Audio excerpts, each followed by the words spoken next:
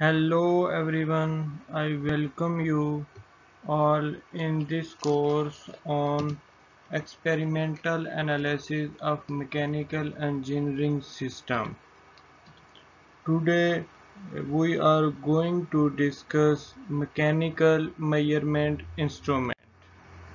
What is it include in this content? We have already studied in the previous lecture Vernier Caliper and micrometer and difference between micrometer and Vernier Caliper. Steel scale we have already discussed in the previous lecture as well, and the Vernier height gauge, Vernier depth gauge, and today in this video we will discussing Bevel Protector.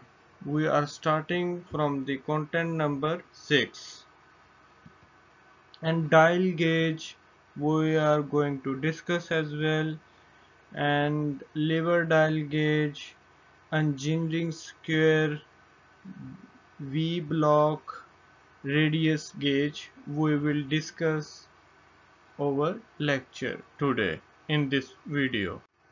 Let's move on. Okay, the bevel protector, that is the bevel protector as you can see in the figure. Let's try to explain it. A simple protector is a basic device used to measure angles with a least count of 1 degree or half degree. Bevel protector is an angular measuring instrument capable of measuring angle with a least count of 5. The protector dial is graduated in degree with every 10th degree numbered. The sliding blade is fitting into this dial. For instance, it may be extended to either direction and set at any angle to the basis. Okay, now here is the dial gauge number 6.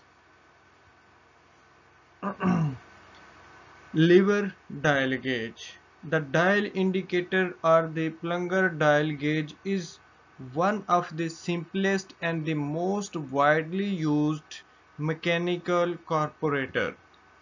First of all, the use of plunger dial gauge used to compare work pieces against a master. Lever dial gauge, also known as test indicator, it used to measure sensitive contact. Lever dial gauge usually measure up to 0.80 mm, but some special types lever dial designed for measurement up to 2 mm. Let's see here a very nice video. Channel. Lever dial gauge, also known as test indicator. Lever dial gauge is used to measure sensitive contact. Lever dial gauge usually measure up to 0.80 mm. As the name suggests, it contains lever type contact as plunger type contact in plunger dial gauge. The lever dial gauge is light in weight and also smaller than plunger dial gauge. The least count of test indicator, that is lever dial gauge, is 0.01 mm with a range of 0.80 mm or up to 2 mm. But some special type of lever dial gauge has least count of 0.001 mm with a range of 0 to 1 mm. Measurement by lever dial gauge is quite simple as plunger dial gauge. As the lever moves, the mechanical indicators start traveling. The user should avoid sudden contact with the workpiece surface over tightening of contact points and side pressure. Lever dial gauge is used to measure variations in height, flatness or roundness. It usually combined with digital height gauge or vernier height gauge to fix same measuring force. If you found this video helpful, Next. Okay, now here we will discuss is engineering scale. That is the engineering square which are using in the mechanical field. A ruler can be used to draw a straight line, but there is no guarantee that the line is drawn is accurate and exactly straight. This is where the engineering square is bring into uses. An engineering square, also known as machinist square, is similar in size and construction to a tri-square. It is a tool used for making straight line and are used to measure angles. Let's see here in this video. It's very nice. It will explain in good way. A ruler can be used to draw straight lines, but there is no guarantee that the line drawn is accurate and exactly straight. This is where the engineering square is brought into use. An engineering square, also known as machinist square, is similar in size and construction to a tri-square. It is a tool used for making straight lines and are used to measure angles. Right angle, widely used in the field of metalworking and woodworking areas. It acts as a square and as well as a ruler. The construction is simple. It consists of two parts. It is made up of a steel blade and a stock or body, which is a thick base part in the square, joined together in the form of a L shape. The blades are made up of good quality tool or alloy steel that is hardened and ground. The steel blade and stock are graduated inside and outside. It is available in various sizes and are portable. The working of the engineering square is also similar to tri-square. The square blade is placed across the area we want to test or mark.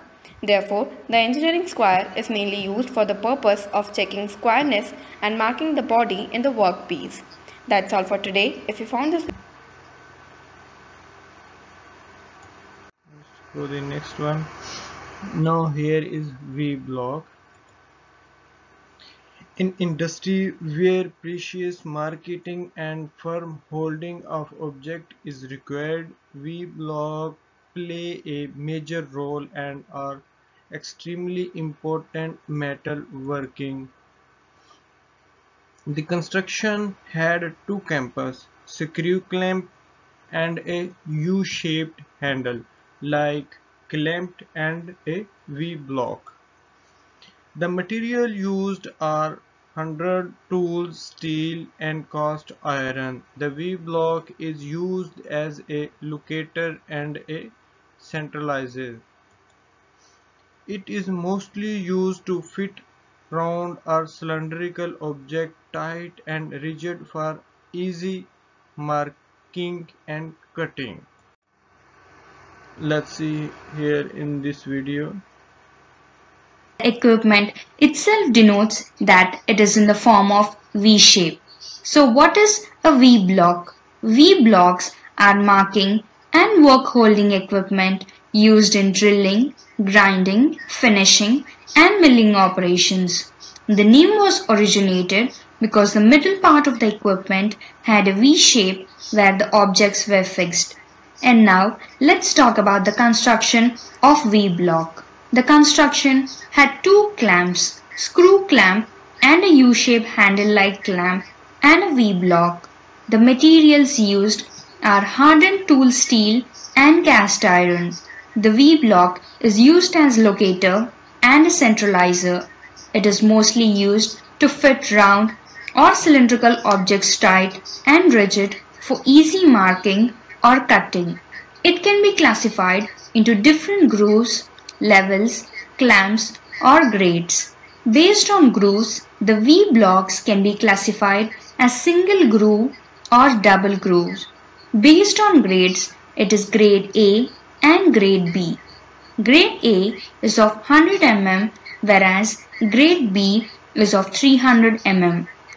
Based on levels, it is single and double level.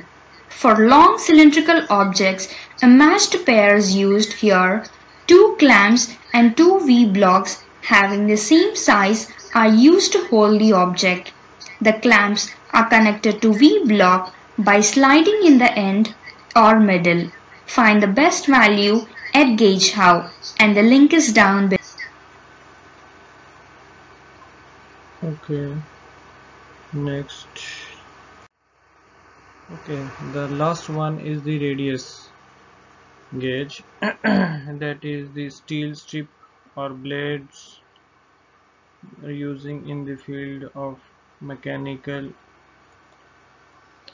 gauge are derived from the French word "gauge", that is the French word, which means the result of the measurement. We are all aware that gauge are used to measure the thickness, size or capacity of something. Likewise, radius gauge are instruments that are used to measure the radius of the object.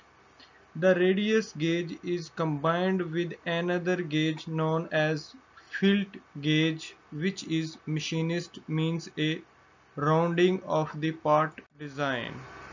That here is let's see in the picture in the video, then we will continue. Radius gauge are instruments that are used to measure the radius of the object. The radius gauge is combined with another gauge known as fillet gauge, which in mechanics means a rounding of the part design. Radius gauge is a radius measurement tool that can be used to measure the inner radius, whereas the outer radius is measured by the fillet gauge.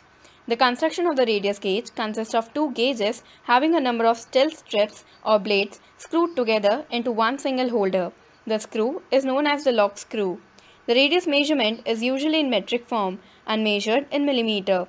The material used is entirely made up of stainless steel, but a layer or finish of satin chrome can be added since it keeps the radius gauge corrosion free and gives them more rust resistance.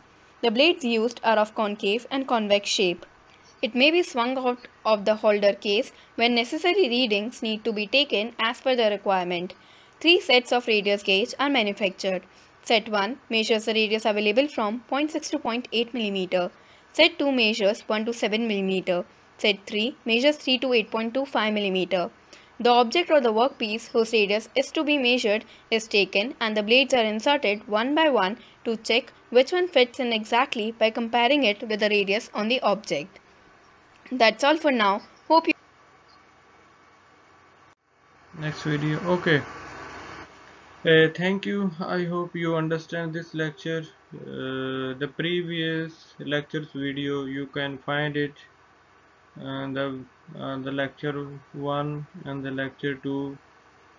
The links are attached, and as well as the third lecture I will attach it here, and you can download it, you can watch it.